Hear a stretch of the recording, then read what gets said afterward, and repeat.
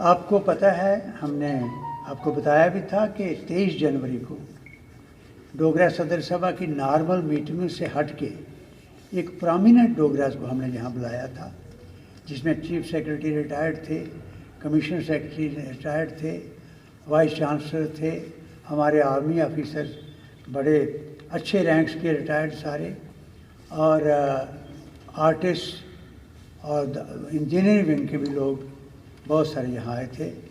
Education जो different departments के head university के हैं वो थे।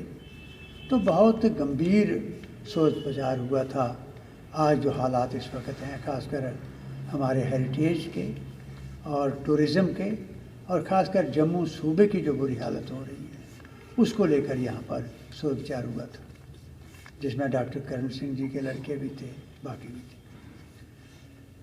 तो उस दिन एक मेमोरेंडम हमने तैयार किया था और फैसला किया था, मेरी ड्यूटी लगी थी कि मैं ये डिफरेंट क्वार्टर्स में जो भी कंसर्न मिनिस्ट्रीज़ हैं या ऑफिशियल्स हैं, उनसे डिस्कस करूं सभा की तरफ से, सब साथियों की तरफ से। तो अच्छी बात है, हम शुक्रिया अदा करते हैं कि दिल्ली से हमें मैसेज आ गए, टूरिज़म मिनिस्टर, कल्चर मिनिस्टर, उनके मैसेज आ गए, वहाँ के बड़े हाई लेवल पर जो ऑफिशियल्स हैं, ब्यूरोक्रेट्स हैं, उनके मैसेज आके डिटेल में डिस्कस करने के लिए। तो हमें 31 जनवरी से लेकर 2 फरवरी तक दिल्ली के अंदर मीटिंग्स हुई, टूरिज़म, कल्चर और ये रोड्स एंड ट्रांसपोर्ट और नेशनल हाईवे के कंसर्न मिनिस्टर जो हैं, इन सब के साथ डिटेल डिस्कशन हुई। मैं उस पर, ये प्रेस नोट में बड़ा क्लियर है, लेकिन थोड़ा सा मैं आपसे बताना चाहता हूँ।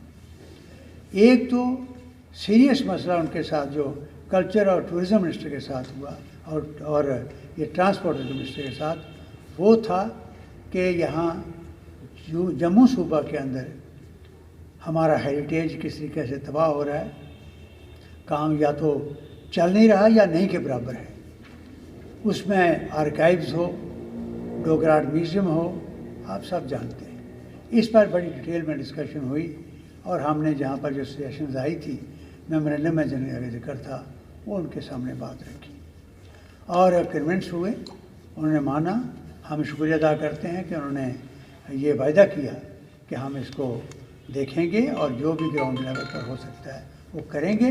और उनको ये रिक्वेस्ट की गई कि आप विज़िट करो, यहाँ पर आकर देखो ग्राउंड पर सिचुएशन क्या है, हमें बुलाओ।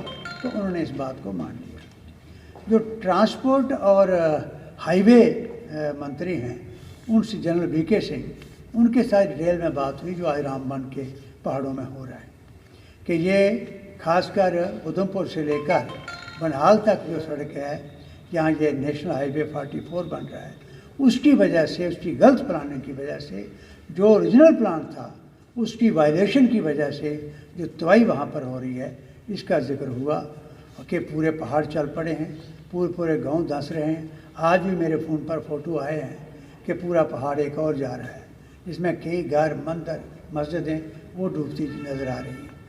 तो वो बात उनसे हुई कि ये ओरिजिनल प्लान था कि आप ब्रिज बना के और फ्लाईओवर बना के सड़क को ले जाओ कश्मीर तक, पर उन्होंने बजाय वो करने के पहाड़ों की कटिंग शुरू कर दी, जिससे आज पूरा का पूरा इलाका ख़तरे में है और सारे टूरिस्ट स्पॉट जो है वो बाईपास हो। इसके साथ साथ हेरिटेज के बारे में वो डिटेल में डिस्कशन हुई, क्या प्लान है, मास्टर प्लान बना हुआ है, उसके मुताबिक क्या काम करने की ज़रूरत है और यहाँ पर ग्राउंड पर क्या हो रहा है, और ये पैसा डाइवर्ट ना हो, आर्काइव्स का क्या हो रहा है, ये भी डिटेल में डिस्कशन वहाँ पर हुई।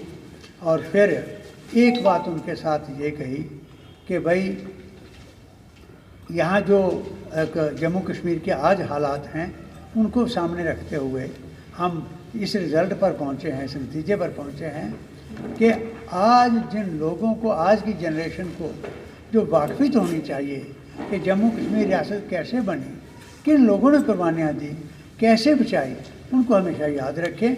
उनकी कहानियाँ जो हैं वो हमारे लिए वो प्रेरणा का स्रोत बने, वो यहाँ से गायब हैं। तो हमने मांग की कि कश्मीर के अंदर लेह के अंदर भी है, जम्मू के अंदर भी चलो बलिदान स्तंभ बन गया। उन हीरोज़ को, उन शहीदों को याद करने के लिए, उनकी कहानी याद करने के लिए, कैसे जम्मू कश्मीर बना, बचाने के लिए कैसे जाने दी हज़ारों लोगों ने। तो यहाँ तो मेमोरियल नज़र, लेकिन कश्मीर में एक ये बहुत बड़ी कमी है कि वहाँ पर ऐसा कोई बिफिटिंग मेमोरियल उन योद्धाओं का नहीं है जिनकी कहानियाँ याद करके उनकी जनरेशन जो है वो उससे प्रेरणा ले सके। तो हमने ये भी कहा कि डल लेक श्रीनगर के अंदर यहाँ पर जो भी टूरिस्ट आता है वहाँ ज़रूर जाता है, और वो टूरिस्ट भी कहानियाँ उनकी पढ़ें। वहाँ एक बिफिटिंग मेमोरियल उन शहीदों का बने, यहाँ जिन शहीदों ने अपनी जानें कुर्बान कश्मीर को बचाने के लिए, जम्मू को बचाने के लिए, पूरे स्टेट को बचाने के लिए अपनी कुर्बानियाँ दी हैं और रियासत बनाने के लिए दी हैं। उनकी कहानियाँ वहाँ पर अंकित हों, नाम अंकित हों, वो देखें, सुने, और जो आज बिगड़ता जा रहा है यूथ, अगली जनरेशन, वो संभल जाए, उनके लिए वो प्रेरणा वो पढ़ के उनको मिले। ये भी हमने डिमांड रखी। और उसके बाद हमारी मीटिंग यहाँ हम शुक्रिया अदा करते हैं गवर्नर साहब का, लेफ्टिनेंट गवर्नर साहब का, मनोज सिन्हा जी का। आते ही उनका मैसेज मिल गया और 4 तारीख का हमारे डेलीगेशन की मीटिंग, डोगरा सभा का जो डेलीगेशन था, हमें इनवाइट किया गया।